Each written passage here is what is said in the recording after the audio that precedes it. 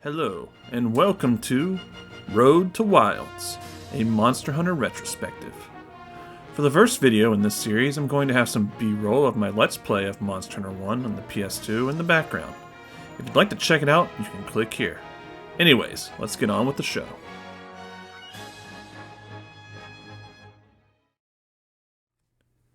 Monster Hunter. Odds are you've probably heard of this series at least once if you play games. And if you're familiar with the company Capcom and their vast lineup of IPs, you might also know that Monster Hunter World is the company's best-selling game, eclipsing franchise bestsellers of Street Fighter, Resident Evil, and Devil May Cry. But it wasn't always a big hit for Capcom, at least in the West. Was the first entry in the franchise a groundbreaking gaming experience back in 2004 that still plays great today? And let's say you're a fan of the franchise now. Should you go back and play the first game in the series? These are just a few questions I like to address in this series going forward, based primarily on my own subjective opinion, as I'd like to tackle not only the first Monster Hunter, but every Western release of the mainline series, from 1 to Rise. So how will I answer these questions?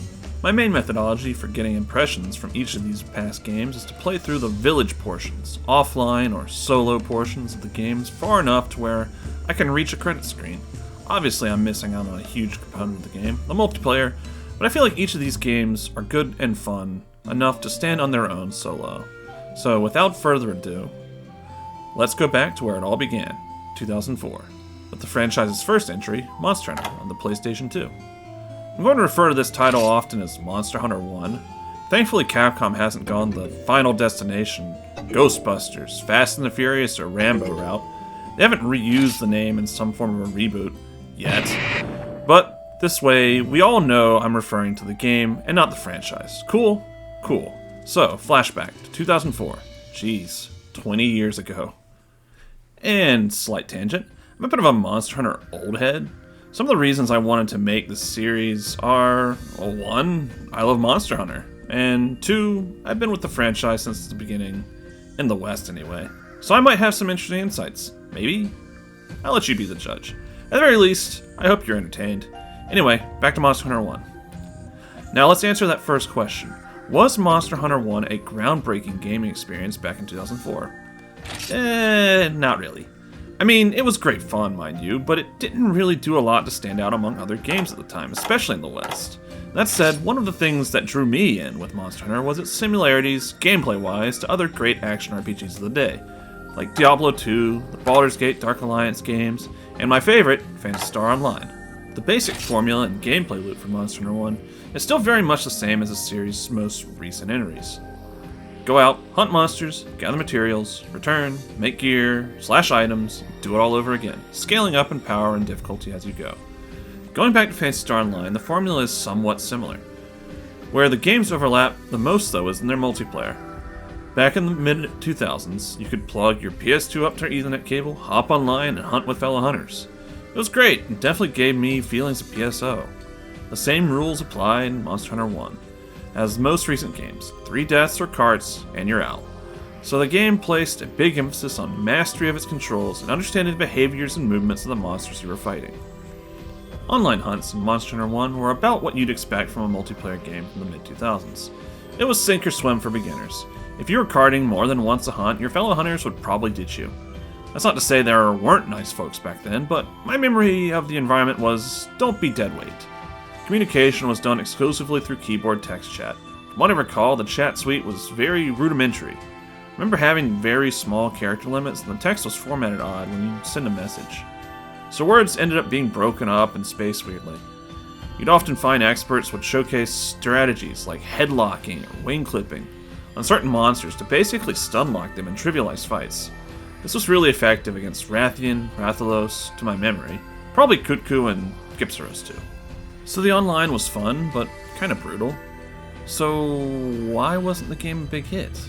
Well, let's break down some major issues that are kind of core to the whole experience of Monster Hunter 1. If you were to fire up Monster Hunter 1 right now and start the offline village quest, you'll find they aren't the most elegant introduction for players to the game. You spend a good hour or more doing slow, mundane tasks like killing mostly passive herbivore monsters, gathering plants, and probably the biggest of them all, fishing. Now the fishing in Monster Hunter 1 isn't unbearable, but it's not great. And one of the tutorial missions has you fish for a particular fish in a particular part of the map. Could be easy to miss. Then the fishing itself. You have an audio cue, visual cue, and rumble cue from the controller to let you know when you hook a fish. In Monster Hunter 1, they were subtle. To me, anyway. So I'm trying to watch the little bobber thing. I don't know if that's the key or not. I think that was it. I don't know, though.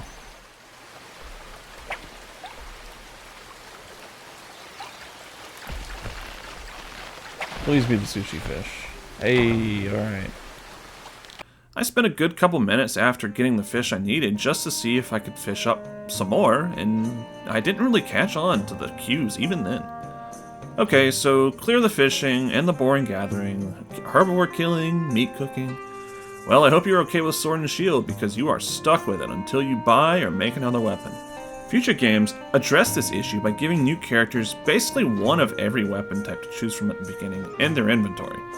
Not here. And what's worse is, while the Sword and Shield is a great weapon, especially in later games, it's not the most beginner-friendly in my eye for Monster Hunter 1. I'd argue the Greatsword is a much better beginner weapon. So a rocky introduction to the game. What else held the game back? The controls for early Monster Hunter games are an acquired taste, to put it lightly. However, in Monster Hunter 1 it goes a step further. Inputs to do weapon attacks are mapped to the right analog stick, and you can't change them. To do a basic Sword and Shield combo, you tap the stick forward several times. To do a side slash, you tap left or right on the analog stick. And lastly, to do the Sword and Shield's gap-closing lunge attack, you tap back. Now this was novel, somewhat, at the time, and not completely unheard of. Ape Escape on the PlayStation 1 did something similar with the game's gadget inputs. However, for Monster Hunter, the attack controls were changed to basic button inputs by Monster Hunter Freedom on the PSP, possibly because there was no right analog stick. When I went into the retrospective, I was eager to go back to trying the old analog stick to attack controls, as I thought I remember them functioning better than they did for me on this go. Controls also felt very stiff. You often feel locked in to animations and attacks for longer than you might feel you should be. Yeah, I want to say, like, later game. There's like a strict window of whenever you can input a follow-up attack.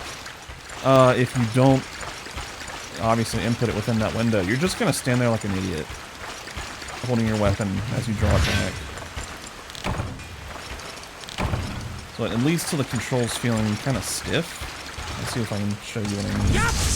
So, like, single stab. I can't... probably not the best example. Yeah. I couldn't get a follow-up. You hear me tapping, that's me tapping on the control stick, so... Yeah. It's... I don't know. So how do you control the camera in Monster Hunter 1? Well, you have the L1 button that will snap the camera behind you, but in my experience that wasn't nearly helpful enough. The D-pad would allow you to turn the camera left and right, and raise and lower the angle of the camera set to vertical positions. As a result, I found that I needed to employ what is called a claw grip in order to use the camera effectively. Alright, I have to get used to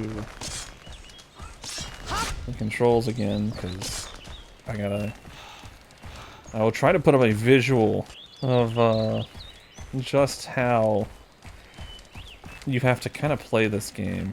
It's called the claw grip. That's what I'm doing right now. Okay, what do you got for me? One of the best ways to ensure you're in control of the hunt is being able to see the large monsters you're hunting. I remember stumbling upon using the claw grip just based on kind of necessity, because I was having such a hard time with just using L1 to center the camera behind me. But let's just say you happen to master the claw grip.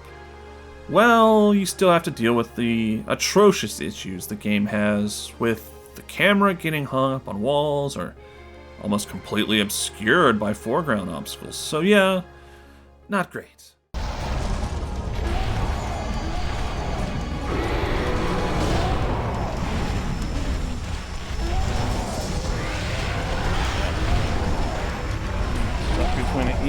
accept first place.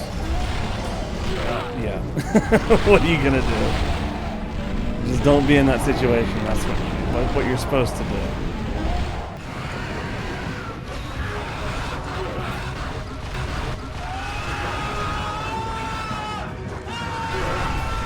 Camera. Please, camera. So, what else could have held back Monster Hunter 1?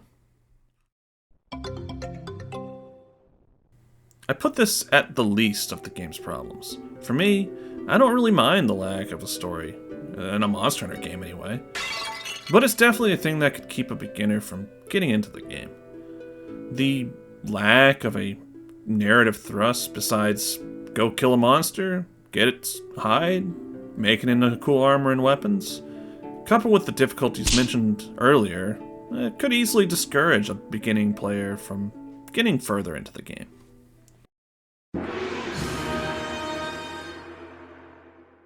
Yikes, and I like this game? Actually, yeah. I adjusted to the difficulty and jank of the game's controls and camera to a point where I kinda knew what I was doing. Once you're in that space, you can really appreciate some of the things about the game that I really liked, such as... While the game looks very much like a product of its time, it's carried greatly by its feel. Each zone and its areas has a great atmosphere and ambience to it. There's very little music on a hunt outside the themes that play during combat with large monsters, so even on those early, boring gathering and fishing quests, I still feel right at home with the vibes from the amazing atmosphere.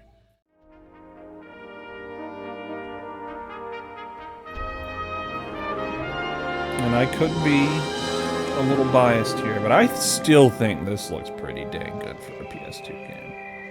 In fact, I know I'm being biased here, but I used to love just looking in the vistas here. God, the music? If there's one thing that Monster Hunter knocked it out of the park with, even in the first game, it was the music. Sure, the Forest and Hills hunting track can loop pretty often, but it still sounds great. And the Village of Kokoto theme, the various ambient themes, and of course the opening cinematic theme, Proof of a Hero, are absolute classics.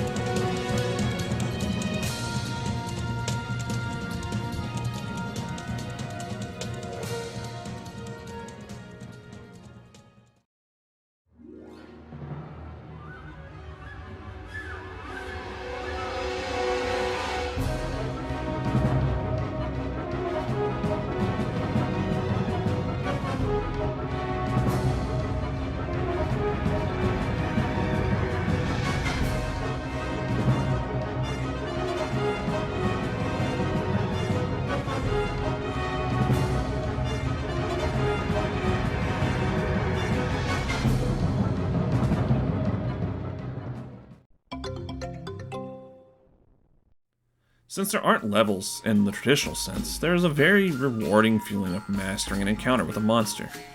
Learning its tells and behaviors and exploiting them feels good, especially when those same monsters might have chewed you up and spat you onto a cart before. This kind of goes along with the progression, but upgrading armor and weapons was tough, and it definitely isn't everyone's cup of tea, but finally getting that rare carve off a monster, or gathering that last piece of Maclite can feel really good. I suppose the inverse can also really suck, but I don't know. I still walked away from playing Monster Hunter 1 again with a great intrinsic feeling of accomplishment after making and upgrading armor.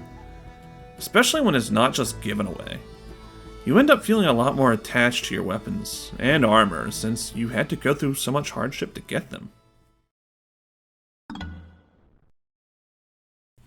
Okay, let's say you weighed the pros and cons of what I've described and you still think, hey, I really like Monster Hunter World or Rise. Should I go back and play the game where it all started? Honestly, probably not. At least you probably shouldn't bother with the first game on the PS2.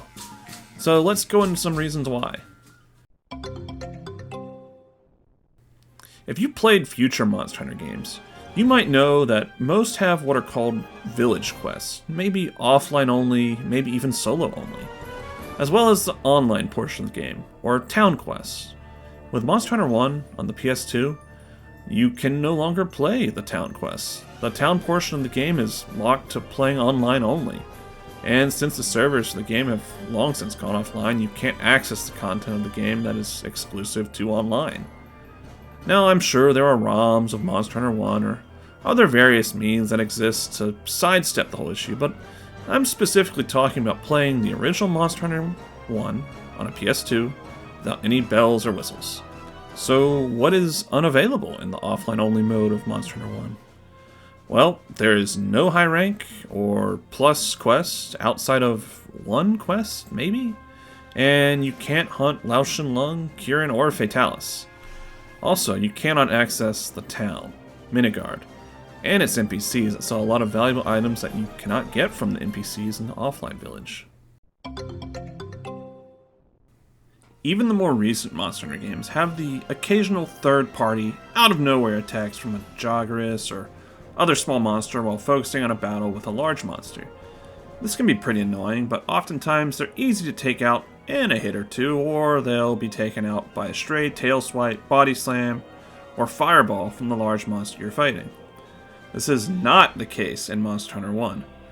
Monsters like the prey, raptors, felines, apsaros, and the absolute worst, bullfangos, can be more dangerous than the large monster you're targeting. The most tanky of these monsters will usually require at least 3 or 4 hits. These small ad monsters, as I'll call them, are very resilient to the collateral damage from large monsters' attacks as well. In the worst of cases, there can be up to 7 of these guys in an area at one time too. I found in some hunts I had to prioritize clearing areas of troublesome ad monsters like Apsaros or Bullfangos prior to engaging my targeted large monster. Fighting with these ad monsters around will more than likely lead to a cart.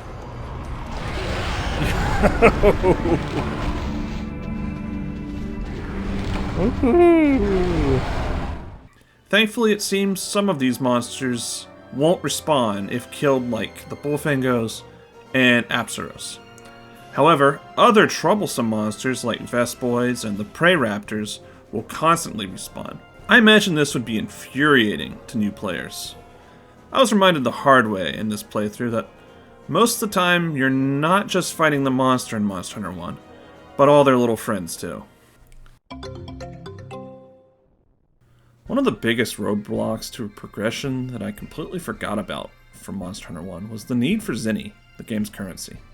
The game is very stingy with giving out decent money rewards, so as a result, either you're forced to grind out quests to make money for your items, armor, and weapons, or sell the parts you aren't using to help fill in the gap.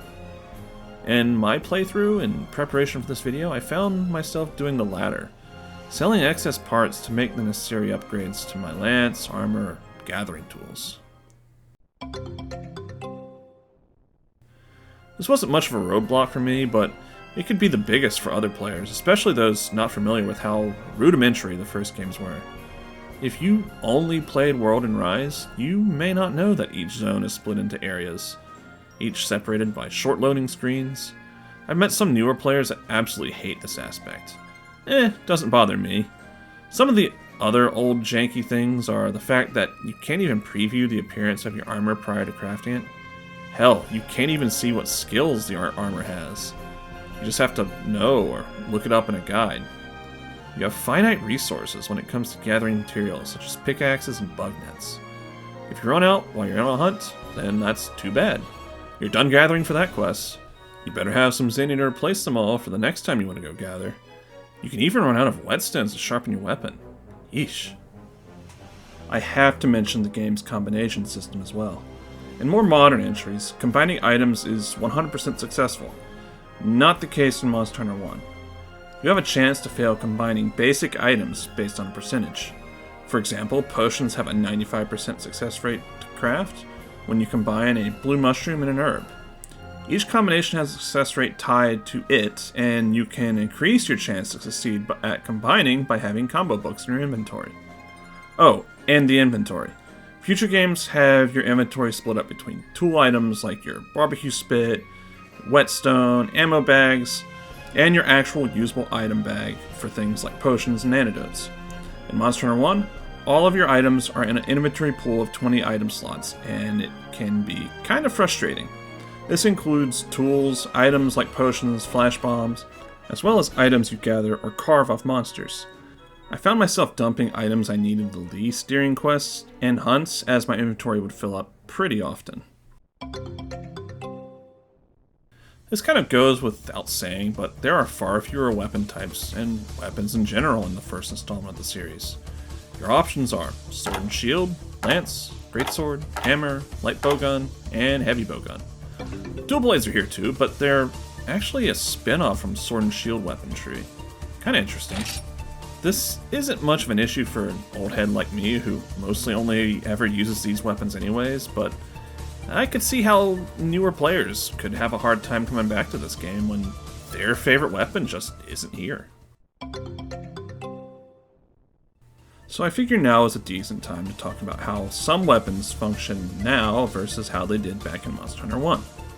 I'm not too familiar with weapons outside of my own preferred group that I like to use, so I'll just mention some of the things about the ones I used in the playthrough I did in preparation for this video.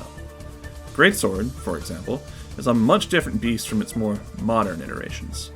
It arguably only has 5 attacks, those being the draw attack, vertical slash, horizontal slash, upswing, and the kick. You cannot charge your slash or shoulder tackle like you can in future games. Lance is also missing some of its more modern tools. You're pretty much limited to your low stabs, high stabs, and the charge. Blocking also felt a lot less effective.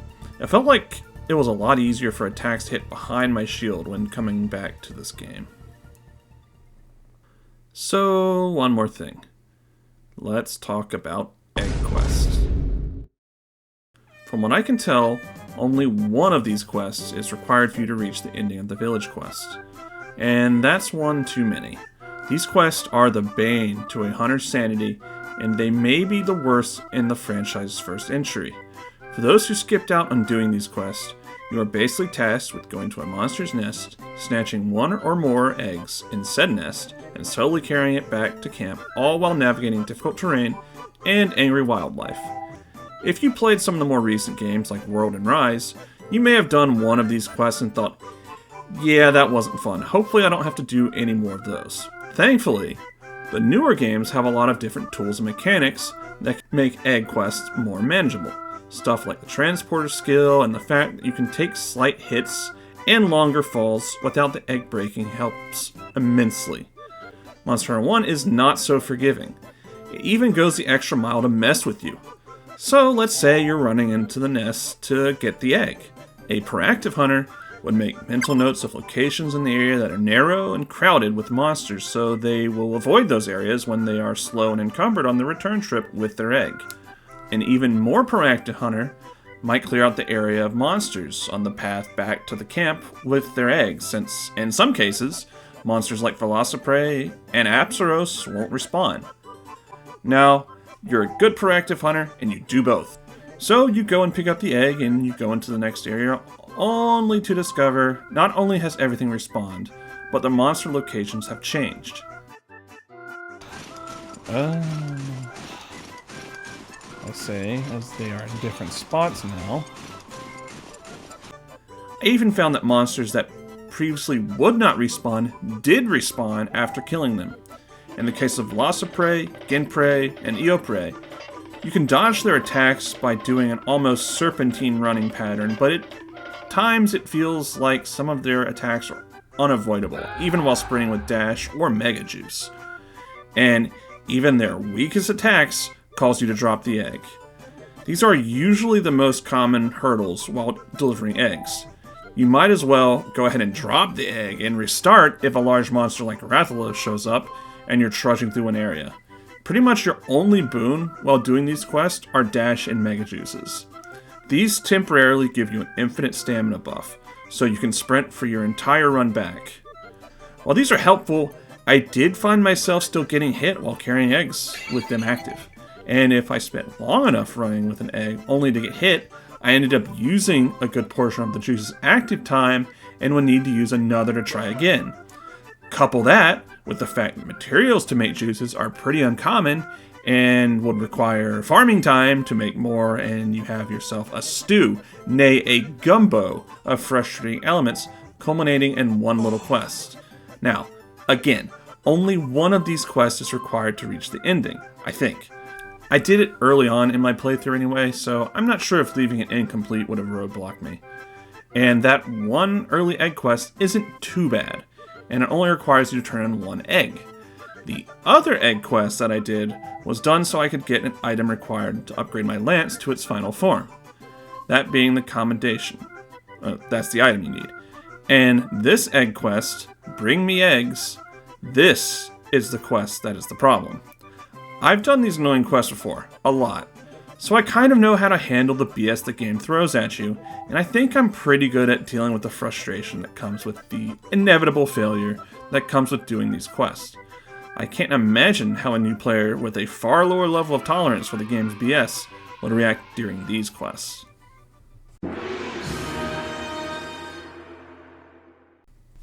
Ooh, boy. So are there things that a player could look forward to if they went back to play Monster Hunter 1? Maybe. Well, let's see what I can come up with. It's quaint going back and playing this old game, but you kind of need to be either nostalgic for the humble beginnings or really forgiving with a lot of the features it lacks compared to its more modern counterparts. Seeing how slow and outright derpy some of the monsters can be as you stab, slash, or shoot them to death is kind of charming in a strange way.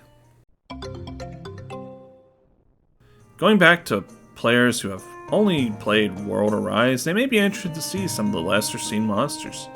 Sure, Rathalos, Diablos, and Kezu are here, Diablos and Kezu being locked behind extra post-game quests, but some players may have never seen some of the OGs that haven't shown up in many games recently, like Kutku, Gypsaros, Gravios, and Monoblos.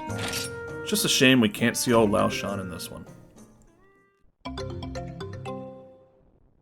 I list this last since you can probably find them all on YouTube, but these things are great. The opening in particular is fantastic and really gets you excited to hunt some monsters.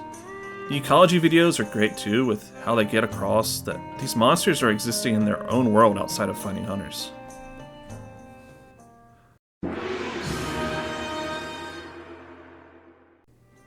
While Monster Hunter 1 had some lofty goals back in 2004, it more or less went under the radar in the West. So much so that we didn't even get the game's sequel, Monster Hunter 2 DOS, on the PS2. Monster Hunter 1 is slow, clunky, but also charming and rewarding once you put in the time. For a fan of the more recent Monster Hunter games, it may not be the best choice to go back and play the first game on the PS2, due to the controls and lack of content exclusive to the now defunct online mode. However, many of these issues are addressed in the next title we received in the West, Monster Hunter Freedom, which will also be the subject of the next video in this series. So, please stay tuned for the next episode of A Road to Wilds, a Monster Hunter retrospective. And thank you for watching.